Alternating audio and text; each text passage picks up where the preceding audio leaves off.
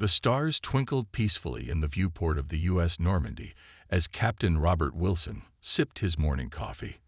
Earth's first deep space vessel had been patrolling the outer edges of the solar system for 6 months now, and nothing exciting had happened yet. That was about to change. Captain, Lieutenant Amy Baker's voice cracked with excitement. Unknown objects just appeared near Jupiter's orbit. They're massive, sir. Wilson rushed to her station, coffee forgotten. The radar showed 5 objects, each bigger than anything humans had ever built. They moved with impossible grace for their size, leaving trails of blue energy behind them. "Sound general quarters," Wilson ordered, his voice steadied despite his racing heart. "Get me a visual." The main screen lit up, showing sleek silver ships that looked like giant arrowheads. Their surfaces sparkled with lights that pulsed in strange patterns. The crew stared in silence, realizing they were witnessing humanity's first contact with alien life. "Sir, they're broadcasting something," Communications Officer Dan Peters reported. I think it's a greeting." The message was simple. "Greetings, Earth vessel. We are the Zaxthar Empire.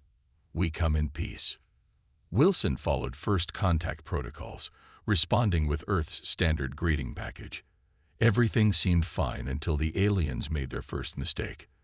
The Zaxthar ships suddenly moved closer, their energy readings spiking.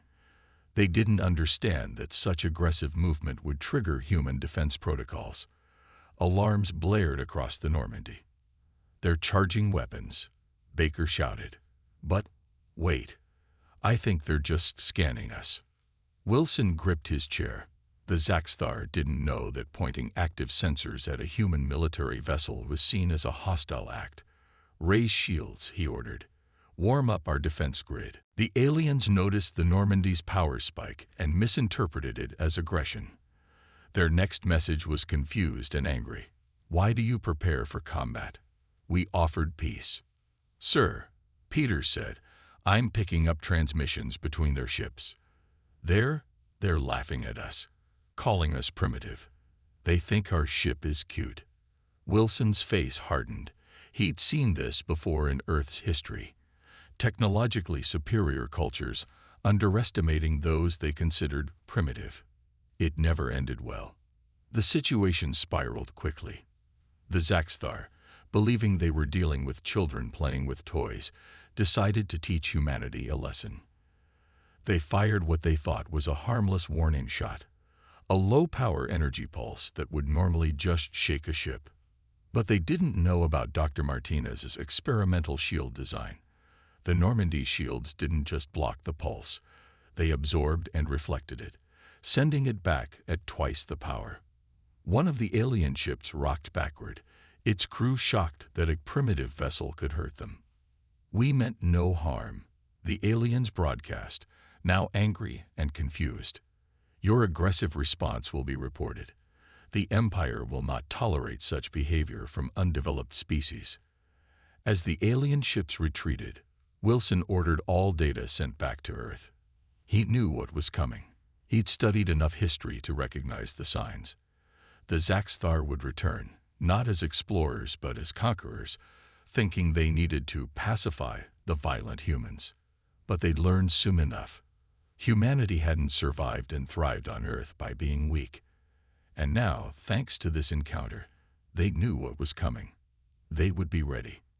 "Send priority message to Earth Command," Wilson ordered. Tell them everything. And add my personal note. We're going to need bigger ships." The U.S. Normandy turned back toward Earth, leaving behind the sight of the retreating alien vessels.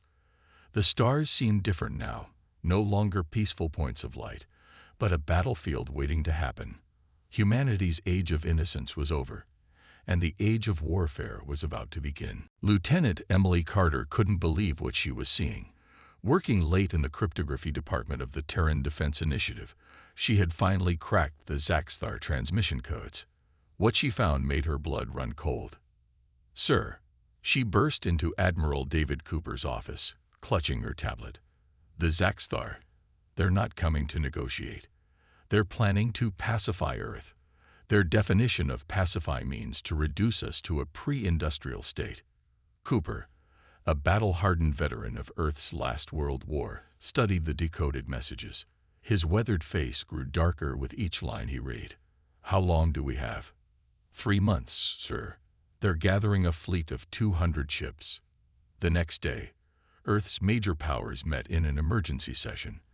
For the first time in human history, all nations agreed on one thing: survival. The Terran Defense Initiative, originally just a research group, became humanity's united military force. "We don't have their technology," Cooper told the assembled world leaders, "but we have something they don't expect: centuries of warfare experience." Factories worldwide switched to military production. Scientists worked around the clock. The Zaxxar had made a crucial mistake. They had given humanity time to prepare. 1 month into the preparations, Earth got its first real test. A Zaxxar scout ship appeared near Mars, probably expecting to find a helpless planet.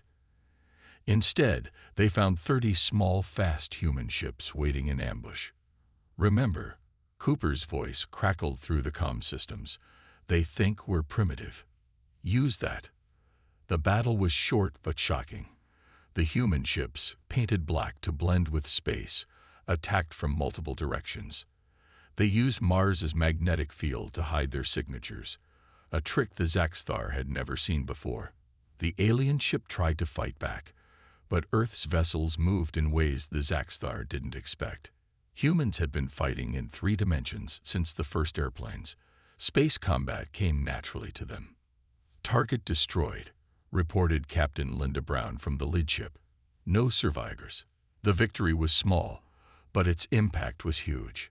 Humanity had proven they could fight back. More importantly, they had captured intact pieces of Zaxxar technology. Engineer Steve Brooks led the team studying the alien wreckage. "Their tech is advanced," he reported, "but it's predictable. They haven't had to innovate in combat for thousands of years." Cooper smiled for the first time in weeks. "Then we'll show them some human innovation." The next 2 months saw the launch of humanity's first true warships. They weren't as big as Zaxxar vessels, but they were faster and more maneuverable.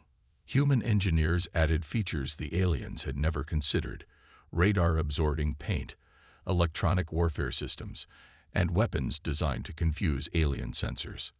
But the real surprise was being built in secret facilities under the Pacific Ocean. The U.S. Dreadnought, humanity's first star dreadnought, would show the Zaxxar what happened when humans decided to fight back. As the deadline approached, Cooper stood on the bridge of his command ship, watching Earth's fleet gather. They were outnumbered and outgunned, but every ship carried centuries of human military tradition and innovation. "Send a message to all ships," he ordered. "Tell them, the aliens wanted to see humanity's primitive side. Let's show them what that really means." The war for Earth's survival was about to begin, and the Zaxxar were about to learn why humans were the galaxy's apex predators. Dr. Patricia Martinez hadn't slept in 3 days, but she didn't care. The breakthrough was too important. Her lab at the TDI Research Center buzzed with excitement as she ran the final tests on her new shield design. "Run it again," she ordered, her eyes fixed on the test chamber. Inside, a small prototype shield generator hummed to life.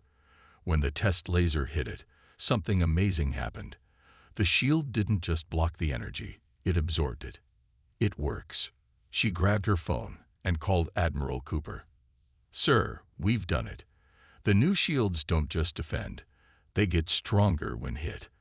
Across the facility, engineer Steve Brooks watched the test results with growing excitement. His weapons team had been working on their own surprise for the Zaxxar. The aliens thought their ships were invincible, but Brooks had found a weakness in their design. "Their shields are designed to stop energy weapons," he explained to his team. "But what about good old-fashioned kinetic rounds?" He pointed to the massive railgun prototype on the testing range. "Sometimes the oldest solutions are the best ones." The U.S. Dreadnought sat in its secret underwater dock, receiving its final upgrades. The massive ship combined everything humanity had learned about warfare over centuries with their newly acquired alien technology. Its black hull absorbed radar and light, making it nearly invisible in space. Martinez's shields protected its vital systems, while Brooks's railguns waited in hidden compartments. "She's beautiful," Captain William Hayes said, walking through the ship's corridors. His crew was handpicked from every nation on Earth, the best of the best. They'd been training in simulators for months, learning to use their new weapons. The Zaxxtar's spies reported back to their empire about Earth's preparations, but they made a critical mistake. They assumed humans were just copying alien technology badly. They couldn't imagine that humanity might improve on their designs. That changed when the first full test of the dreadnought systems began. The ship rose from the Pacific Ocean on pillars of fire, its massive form breaking through clouds as it climbed toward space. On board, Hayes felt pride surge through him as every system came online perfectly. "Weapons check," he ordered. "All railguns operational," his weapons officer reported. "Martinez shields at full power. Stealth systems engaged." The Zaxxtar observation post near Jupiter picked up the launch. Their reports were dismissive at first. Just another primitive human attempt at building a proper warship. Then the dreadnought vanished from their sensors completely. "Where did it go?" the alien commander demanded. The answer came 3 minutes later when the dreadnought appeared just 2 kilometers from their station. Its black hull seemed to eat the light from nearby Jupiter, making it look like a hole in space itself. "This is Captain Hayes of the U.S. Dreadnought." His message was clear and calm. "We suggest you leave our solar system. Consider this a demonstration of what happens when you underestimate humanity." The observation post's crew fled in panic, their reports to the Empire filled with fear. Humanity hadn't just caught up technologically. They'd taken alien technology and made it better, more dangerous. And worse, they'd done it in just 3 months. The age of human warfare was about to change everything the galaxy thought it knew about combat. Commander John Reynolds knew how to hunt. Before joining the Space Force, he'd been a submarine captain. Now, floating in the darkness of space, he realized space warfare wasn't so different from underwater combat. Silent running. He whispered to his crew aboard the U.S. Shadow. His ship, along with 5 others, waited near a busy Zaxxtar supply route. They had powered down everything except life support and passive sensors. Lieutenant Lisa Howard, his tactical officer, had come up with this plan. "The Zaxxtar never developed stealth technology," she had explained. "They never needed to. We can use that." The alien supply ships appeared right on schedule. Huge, slow vessels carrying fuel and materials for the invasion fleet. They had no idea they were being washed. "Time to show them how Earth fights," Reynolds said. "Execute Howard's maneuver." The human ships moved like wolves attacking prey. They picked off the supply ships one by one, using the debris of each destroyed ship to hide from the others. The Zaxxtar never even got off a distress signal. News of the attack spread through the alien fleet like wildfire. How could primitive humans be so deadly? Their supply lines were supposed to be safe. Now, no Zaxxtar ship felt secure. More attacks followed.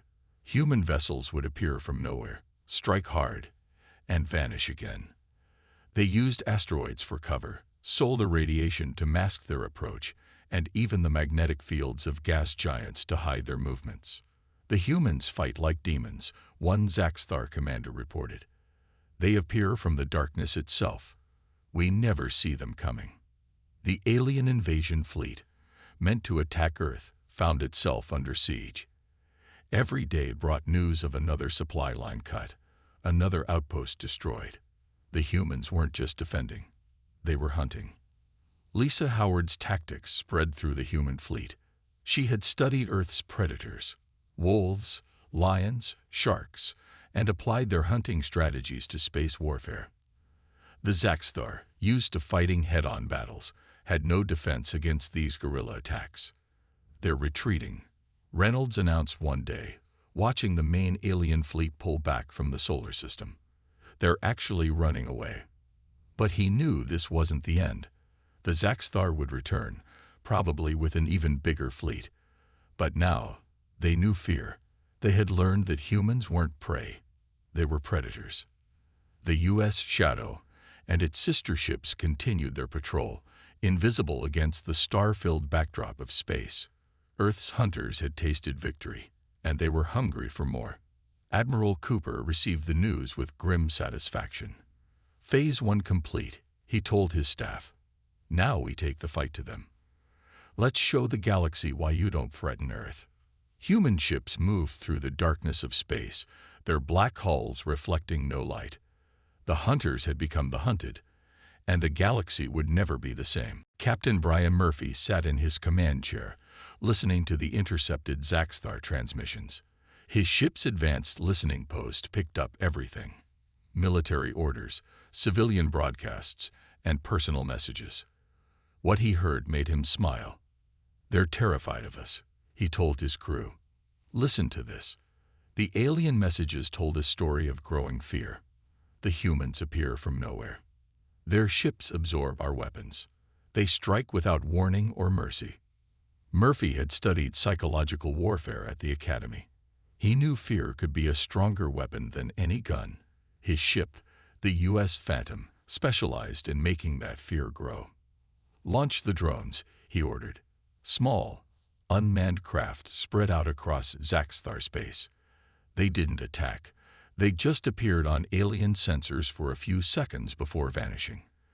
The effect was devastating. Another Zaxthar colony has requested protection, his communications officer reported. They're starting to believe we're everywhere at once. The truth was, human ships made up only a small fraction of the reported sightings. Most were just shadows, sensor ghosts, or clever tricks. But the Zaxthar didn't know that. On their homeworld, the alien leadership faced growing unrest. Their people had never known defeat. Now, stories spread of human warships that could not be killed, of attacks that came from impossible directions. The humans are not what we thought, one Zaxthar leader admitted in a leaked message. We awakened something we don't understand. Murphy's psychological campaign worked better than anyone expected. Zaxthar ships began firing at shadows. Alien crews refused missions into haunted sectors. Some colonies started talking about independence, believing the Empire couldn't protect them. Sir, his tactical officer called out one day, 3 Zaxthar warships just surrendered to a maintenance drone. The fear had become real. Humanity's reputation grew into something mythical. Stories spread about human ships that could read minds, weapons that ignored physics, and soldiers who couldn't die. Admiral Cooper's latest message to all ships summed it up perfectly. Let them fear the darkness. We'll show them why humans were never afraid of monsters under the bed. We were the monsters. The war was entering its final phase. But first, humanity would teach the galaxy one last lesson about fear. Admiral Susan White stood on the bridge of the U.S. dreadnought, watching her fleet gather for the final attack. 500 human ships, their black hulls gleaming, prepared to strike at the heart of the Zaxthar Empire. All ships report ready, her second-in-command reported. The Zaxthar don't know we're here. The human fleet had gathered in dark space, far from any stars. They used their new stealth technology to approach the alien home system undetected. The plan was simple but bold: end the war in one decisive strike. Send the message, White ordered. She wanted the aliens to see them coming this time. Every human ship turned on their running lights at once. Against the darkness of space, they looked like a new constellation appearing from nowhere. On the Zaxthar homeworld, panic spread instantly. This is Admiral White of the Terran Defense Fleet. Her message boomed across all frequencies. Your empire threatened our world. Now face the consequences. The Zaxthar response was chaos. Their ships scrambled to defend their homeworld, but their formation was sloppy with fear. They had heard too many stories about human ships that couldn't die, human weapons that ignored shields, and human tactics that defied logic. Launch Operation Thunderstrike, White commanded. The human fleet split into 3 groups, using tactics developed from ancient naval warfare. The Zaxthar, who had always fought in straight lines, couldn't adapt to the complex movements. The U.S. dreadnought led the main assault. Its new weapons, designed by Engineer Brooks, cut through alien shields like they weren't there. Dr. Martinez's advanced shield technology absorbed every counterattack, growing stronger with each hit. Their flagship is retreating, someone shouted. But the greatest shock came from within the Zaxthar Empire itself. As the human fleet attacked, rebellion broke out on several alien worlds. Many had waited for this moment, seeing the humans as liberators from Imperial control. "Sir, we're getting surrender signals from multiple Zaxthar ships," the communications officer reported. They're begging for mercy." Admiral White allowed herself a small smile. The aliens who had once laughed at primitive humans now trembled at the sight of Earth's warships. The legend of humanity's space demons would live forever in alien history. "Broadcast to all ships and worlds," she ordered. "The war ends today. Humanity offers peace, but never mistake our mercy for weakness." The Zaxthar Empire, which had stood for 10,000 years, crumbled in a single day. Not because humanity had better technology or more ships, but because they had underestimated the determination and creativity of a primitive species. Admiral White looked out at the alien homeworld, now under human protection. "Send word to Earth," she said. "Tell them it's over. And tell them humanity is ready to take its place among the stars." Ambassador Mark Richards walked into the newly built Galactic Council chamber on Earth, representing humanity at the peace talks. The room held delegates from 30 alien species, including the reformed Zaxthar government. Just 6 months ago, most of them had never heard of Earth. Now they couldn't stop watching humanity's representative. "The terms are simple," Richards stated, his voice calm but firm. "Earth will guarantee peace and protection for all worlds who join the new alliance. In return, we ask only for cooperation and fair trade." The alien delegates shifted uncomfortably.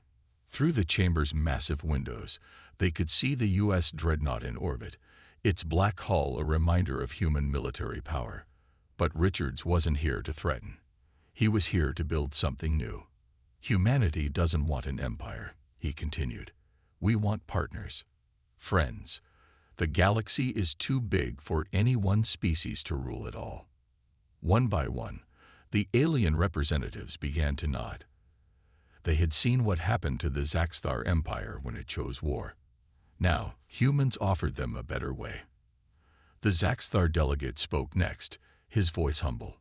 "We were wrong about humans. We thought them primitive because they were young.